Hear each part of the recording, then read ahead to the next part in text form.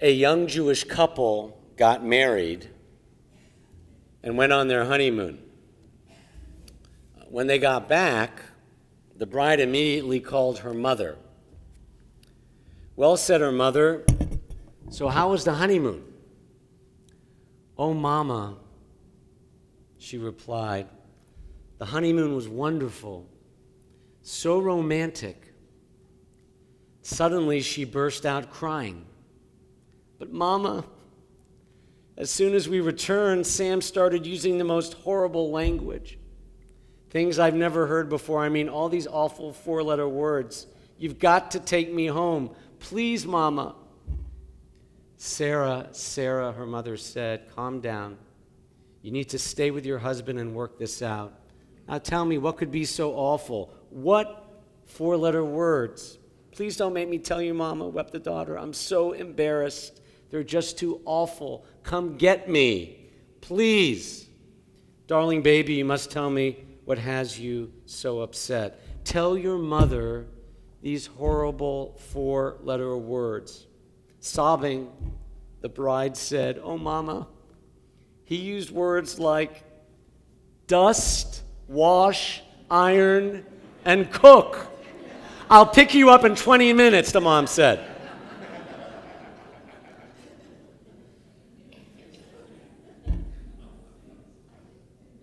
Since the year 2000, it has been my strong conviction that the subject of empowering women, girls, whether inside or outside the home, is the global civil rights issue of our time.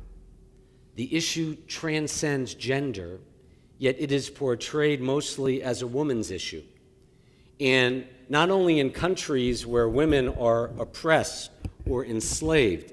In America, most women have no choice but to work full-time. Nearly 2/3 of married couple families with children in the United States have two parents working, with almost all relying on both incomes to support their households.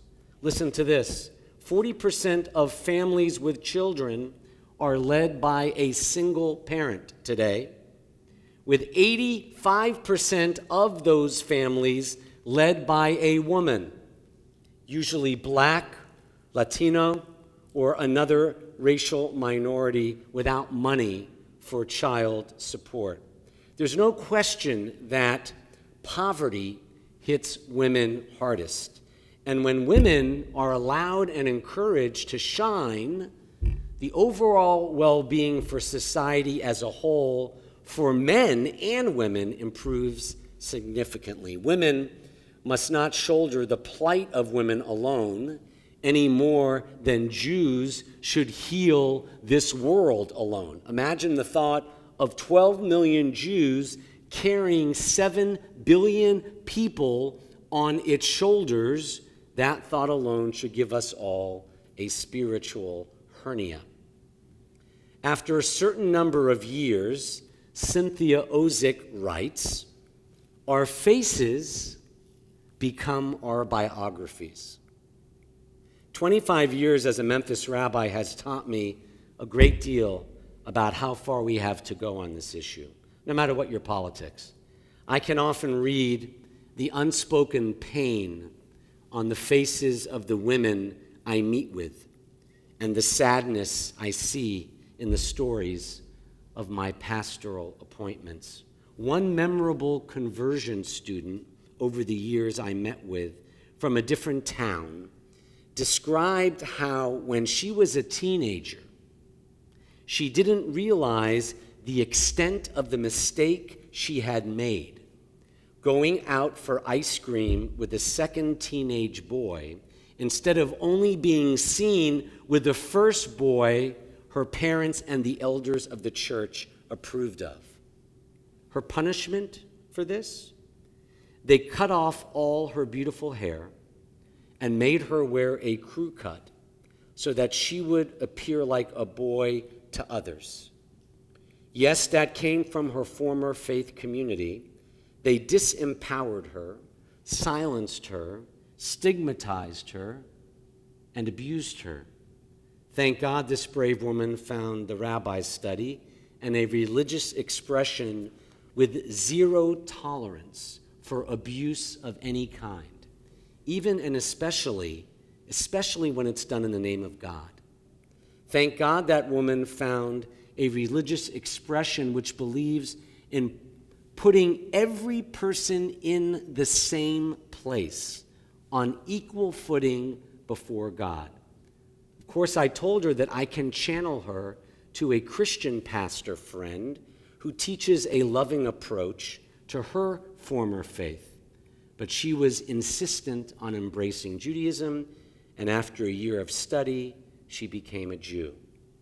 Empowering women is what it means to fulfill the name of this week's Torah portion, B'ha'alotcha, which means when you kindle the light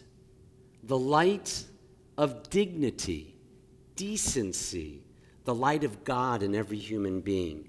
You probably know the accompanying prophetic reading from Zechariah, especially if you went to summer camp.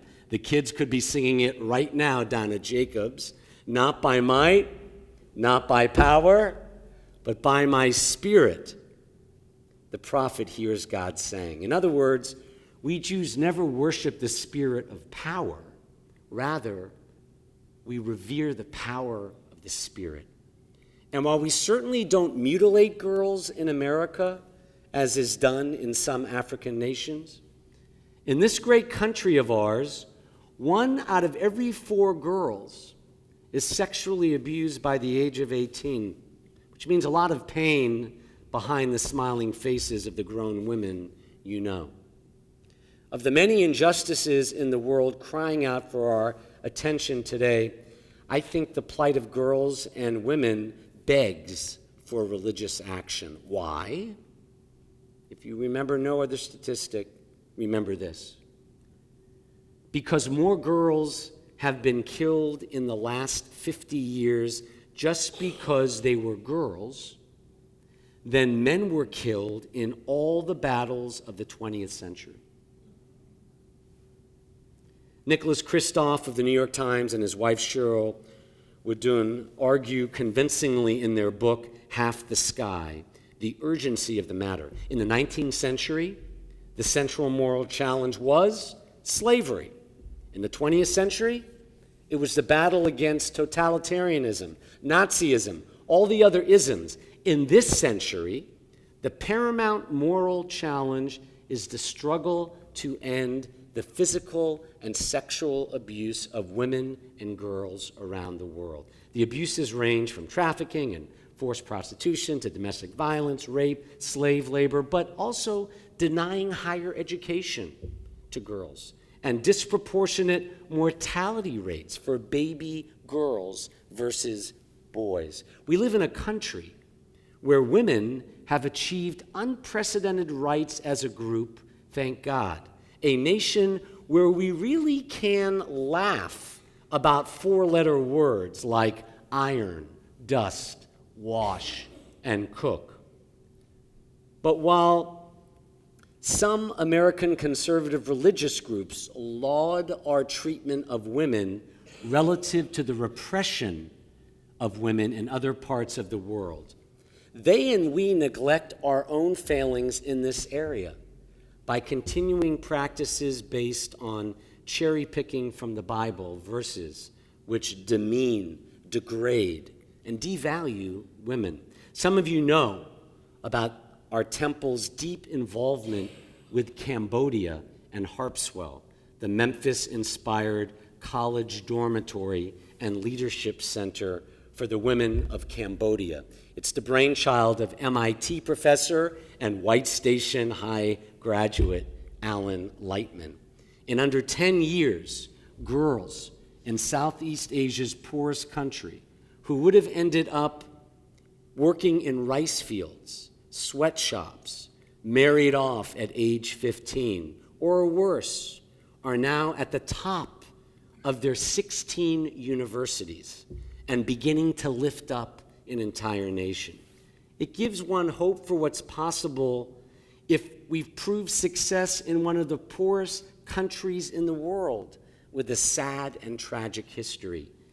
If God, among other things, is that aspect of reality which elicits the best that is in us, then we are failing to elicit the best that is in us today when it comes to the treatment of women, especially by men. Whether the subject is war or rape or violent crime, most of it, not all, but most of it, is the result of male rage. When women are included in decision-making at every level and empowered to become whoever and whatever she wishes to be, we move closer to the kind of world that's in our prayer book we read on every Shabbat. Almost everyone knows about the genocide in Rwanda in 1994, for instance, when nearly 1 million Tutsi citizens were slaughtered by the dominant Hutu group. But here's what most people don't know.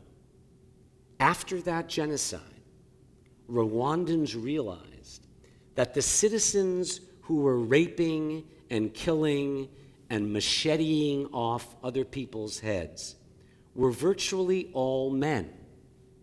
So in reconstructing their nation, the people of Rwanda stipulated that women must constitute half the ballot for their government positions in justice and education. And guess what? The result is that Rwanda became the democracy in the world that is number one in female representation, even more than Sweden at 56%. The fear and genocide people associate with Rwanda has receded, and the lives of all Rwanda citizens, for men and women, has improved as a result.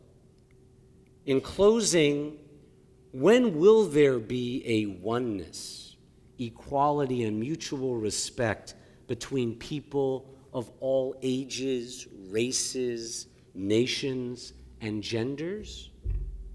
When, as the poet Judy Chicago writes, and I quote, "When all that has divided us will merge, when softness will come to a world that is hard and unkind, when both men and women will be gentle, and both women and men will be strong, when all will care for the sick and the weak and the old, when all will nourish the young and will live in harmony with each other, then America and everywhere will be called Eden once again."